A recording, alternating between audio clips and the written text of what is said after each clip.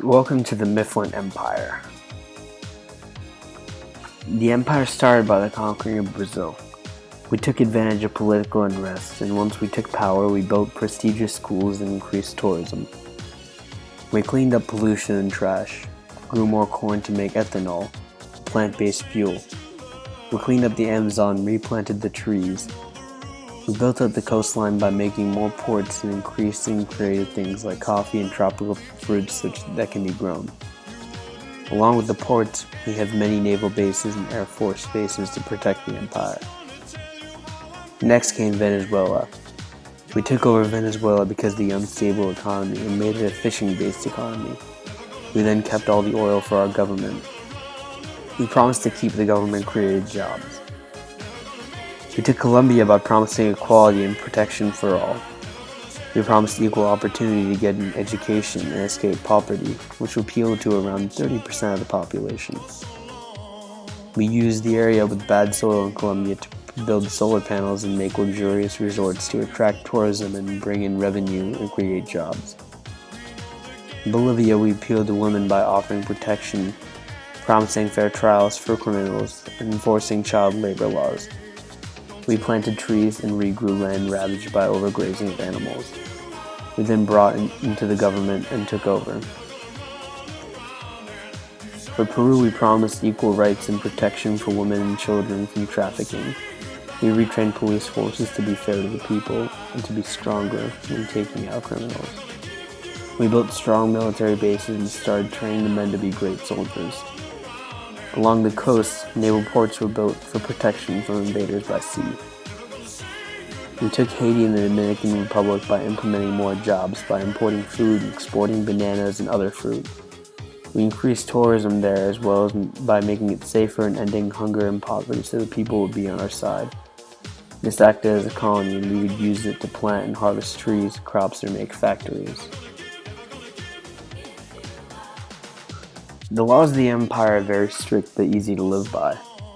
Every person and their occupation status is accounted for. There is acceptance of all religions.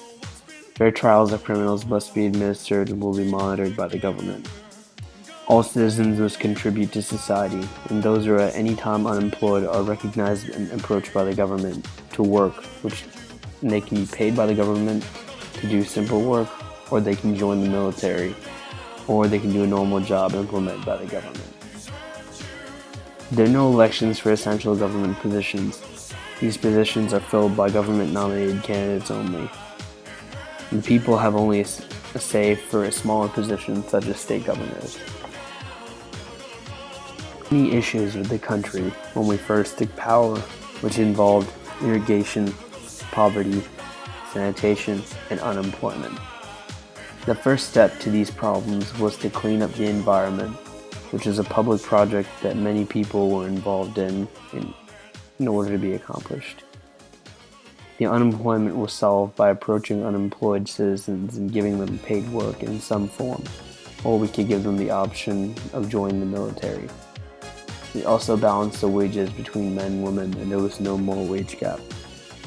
All human trafficking was put to a stop, and the new and improved police force had done a better job of cleaning up the society.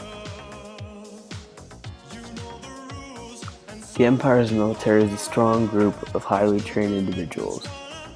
There are units deployed in every country and a few near the coast. The soldiers either join the military themselves or they're recruited by the government because of their unemployment or because the government saw potential in an individual on their record. The economy is mostly based on produce that comes from the places inside the empire. For example, Haiti is used for the exporting and importing of fresh produce.